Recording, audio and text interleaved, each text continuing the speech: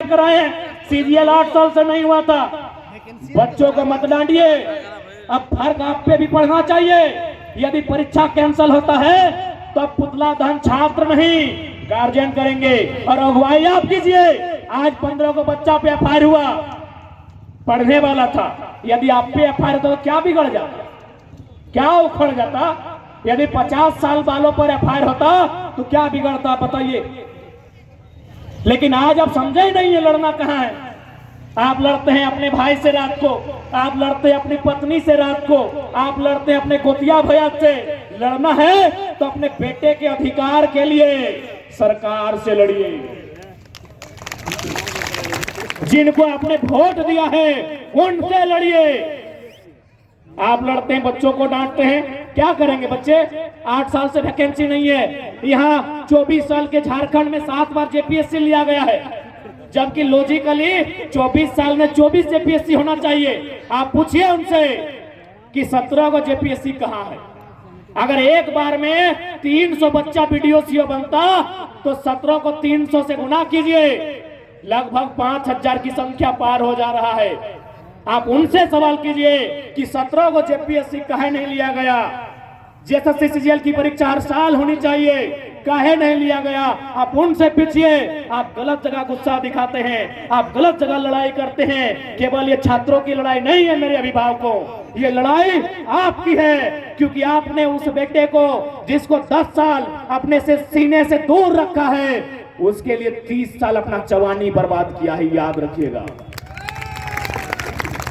आज यहाँ छात्र सीजीएल परीक्षा रद्द होने से दुखी हैं, रो रहे हैं। आज छात्र केस खा रहे हैं और सारठ के विधायक नुनुक मौसी में डांस कर रहे हाईवे।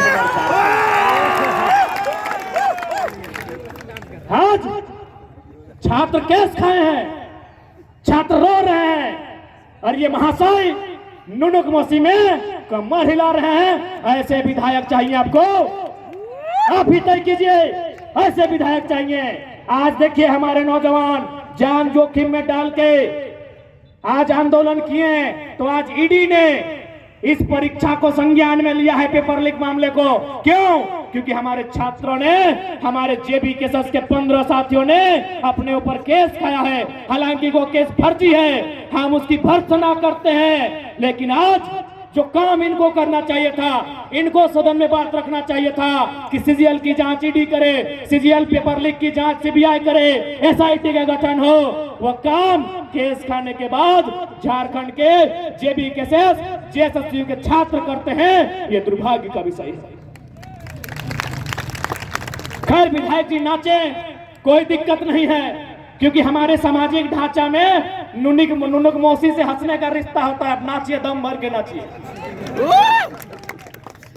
क्योंकि हमारे समाज में एक रिश्ता होता है, जैसे दादा पोता का, नानी पोता का, भाभी देवर का। उसी प्रकार विधायक जी जो हैं नुनुक मौसी से नाच सकते हैं, कोई दिक्कत नहीं है। नाचिए भाई, अब दम भर के नाचिए। अब ये डिसाइड सारठ की जनता करेगी कि आपको नाचने के लिए बनाए हैं विधायक, कि जब सीजीएल की परीक्षा लीक हुई सदन में चर्चा करने के लिए बनाए हैं, ये यहाँ की जनता डिसाइड करेगी। बाकी हमें कोई आपत्ति नहीं है। हम तो चाहेंगे, हम लोग आपसे भले हमारी बेचारी की लड़ाई है, आपको बड़ा भाई मानते हैं, और आपकी नुनुक मौसी हमसे, हमारा भी वही रिश्ता लगेगा, हम लोग भी नाच लेंगे, कोई दिक्कत नहीं है। लेकिन याद रखिएगा, आज इस झारखंड में एक साधारण सा लड़का माफियाओं से टकराता है, एक साधारण सा लड़का यहाँ के दबंगों से टकराता है, यहाँ के सिस्टम से टकराता है, तो कहीं ना कहीं आज आपको मानना होगा इस राज्य में कोई ना कोई शक्ति है जो हमारे साथ खड़ी है, हमारे पीछे खड़ी है। नहीं तो आप बताइए, आज 2 साल का हमारा रिपोर्ट कार्ड, आज दर्जनों बीमारियों को झेलने के बाद आपके बीच पारसनाथ का टाइगर वही दहाड़ में खड़ा है। जरूर कोई शक्ति है, और उस शक्ति को स्वीकार करते हुए इस आंदोलन में, इस लड़ाई में आप सभी हमारा साथ दीजिए, हम आपसे अपेक्षा रखते हैं। हम जब आ रहे थे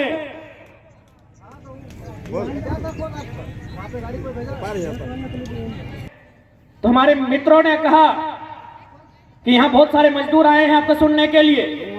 जो मजदूर लोडिंग का काम करते हैं, जो लोग दिहाड़ी मजदूरी करते हैं, उनको यहाँ के ठेकेदार, बकायदा नाम भी बताया था, हम भूल रहे हैं। कोई हमारे रांची सिल्ली तरफ के नेता है, उनके पार्टनर हैं। उन मजदूरों को बहुत गंदी गंदी भद्दी भद्दी गालियां देते हैं। उनकी मां को संबोधन करके, उनकी घर के स्त्रियों को संबोधन करके गालियां देते हैं। तो आज मैं मजदूरों को कहूंगा, ये मजदूर का हाथ है कातिया। जितने भी यहाँ मजदूर भाई हैं, अगर कोई ठेकेदार रहे चाहे कोई रहे, यदि वो आपकी मां को संबोधन करके, आपके घर की स्त्रियों को संबोधन करके गाली देता है, तो ठोकर मारियो इसे रोजगार को। जब मजदूर होता है उसको रोजगार की परवाह नहीं होती है। लेकिन याद रखिएगा, जिसने भी गाली दिया है उसके गर्दन को नापिएगा, ये मजदूरों को हम कहेंगे। अरे आपने लोहे पर हाथ रखा तो उस लोहे को पिघाल दिया। आप अगर पारसनाथ पहाड़ के पत्थर पे हाथ रखेंगे, वो पत्थर भूसा बन जाएगा। उस ठेकेदार के गर्दन में हाथ रखेंगे तो सोचिए क्या होगा। इसलिए जो भी मजदूर हैं, आप कहे डरते हैं, जो यहां विश्वास करते हैं ना, वो चित्रा में नहीं तो पहाड़ का पत्थर काट के 2 पैसा कमा लेंगे। गुलामी नहीं करनी है, जी हुजूरी नहीं करनी है, और अपने घर की नारियों के प्रति गाली बिल्कुल नहीं सुननी है। जो होगा उस सरवा बहुत बड़ा 30 मार का कह नहीं है, छाती में चढ़ के कलेजे को बाहर कर दीजिएगा, जो यदि हमारी नारियों को संबोधन करके गाली देगा। आप डरे हैं, इसीलिए आपको डरा के रखा गया है। आप डरे हैं। सनी देओल वाला डायलॉग याद है ना, जब डैनी बोलता है कि काशीनाथ, तुम्हें बहुत खुशी होगी यह जानकर कि आज के बाद तुम हमारे गिरोह में काम करोगे, हमारे साथ काम करोगे तो नाम होगा तुम्हारा, इज्जत मिलेगी, लोग डरेंगे तुमसे।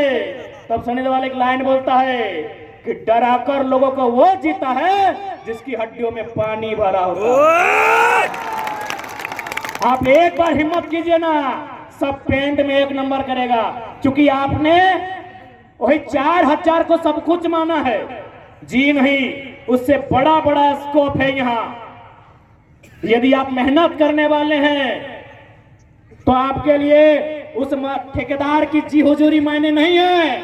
आप अपने अंदर के डर को समाप्त कीजिए।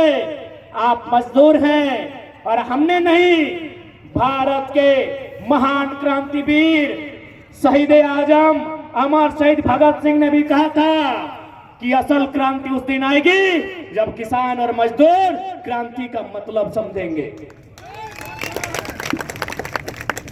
क्योंकि उनको चिंता थी कि आजादी हम अंग्रेजों से ले लेंगे, अंग्रेज चले जाएंगे देश से, लेकिन 10% अमीर लोग कब्जा करेंगे। आज उसी का प्रमाण है सारठ के विधायक अमीर लोग। ये भगत सिंह ने आज से लगभग 90 साल पहले ही कहा था कि अंग्रेज तो चले जाएंगे, लेकिन क्या हुआ आजादी? खेतों में काम करने वाले किसानों तक, फैक्ट्रियों में काम करने वाले मजदूरों तक जाएगी कि नहीं जाएगी? आज हम देख पा रहे हैं, चाहे सारठ हो चाहे झारखंड हो, मुट्ठी भर कॉर्पोरेट, मुट्ठी भर परिवार, मुट्ठी भर अमीरों के हाथों में सारी आजादी, सारी सत्ता की चाबी नियंत्रण होकर रह गई है। आज उसी चाबी को छीन के लेना है, आज उसी चाबी को छीन कर लेना है। तो कहेंगे कि सारठ की धरती में एक संदेश लेकर पारसनाथ का बेटा टाइगर जयराम आया है। जुल्मियों से लेकर युद्ध, एक नया संग्राम आया है। आज इस युद्ध में आपकी साथ हो, यह आह्वान करने आए हैं। आज यह आह्वान करने आए हैं कि इस लड़ाई में आप सभी हमारा सहयोग करेंगे। ये लड़ाई आपके भविष्य की है, ये लड़ाई आने वाली पीढ़ी की है। नहीं तो आज देख सकते हैं, आज चित्रा में ही देखिए, यूपी का कब्जा, बिहार का कब्जा, बंगाल का कब्जा। इनको बोलिए ना पारसनाथ में कब्जा करें। जहां कोयला, जहां सुविधा, तहां बहरिया के राज हो। जहां सुविधा तहां बहरिया के राज हो।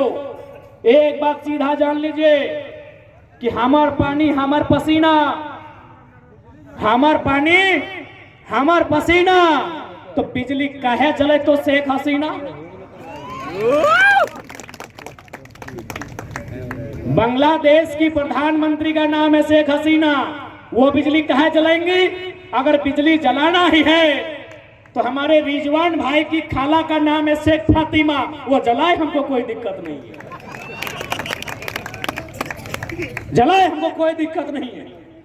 आज ये दुर्भाग्य है, आपको जानना होगा, आपको मानना होगा कि एक साधारण सा लड़का ऐसी चुनौतियों से टकरा रहा है जिससे हमारे मिनिस्टर नहीं टकरा पाते हैं।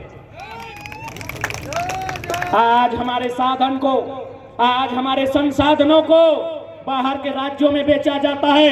यही हमारे बड़े भाई मनोज जी बैठे हैं, केटीपीएस कोडरमा में है, वहां 1000 मेगावाट बिजली का उत्पादन हो चुका है।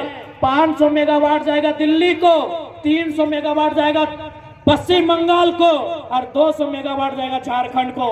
आप बताइए पढ़े लिखे लोग, ये अन्याय है कि नहीं है? क्योंकि बोलने वाला कोई नहीं। आज क्या बात है कि एक साधारण सा लड़का, उसके पीछे झारखंड खड़ा है, क्योंकि उस साधारण से लड़के ने झारखंड में इतनी चोरियां थी, उसको एक एक करके गिनाया है, एक एक करके आसान शब्दों में समझाया है। यही गोड्डा में माननीय अडानी जी का प्लांट है। पत्रकार बंधु बैठे हैं, आप इस बात को थोड़ा गंभीर से फरमाइएगा। गोड्डा में जो बिजली का प्लांट है, जिसमें शायद 1000 मेगावाट का बिजली बन चुका है, अब मैं आपको बता रहा हूं कि किस प्रकार झारखंड के लोगों का कत्ल किया जाता है। कत्ल गोड्डा में बिजली बन रहा है, बिजली 100%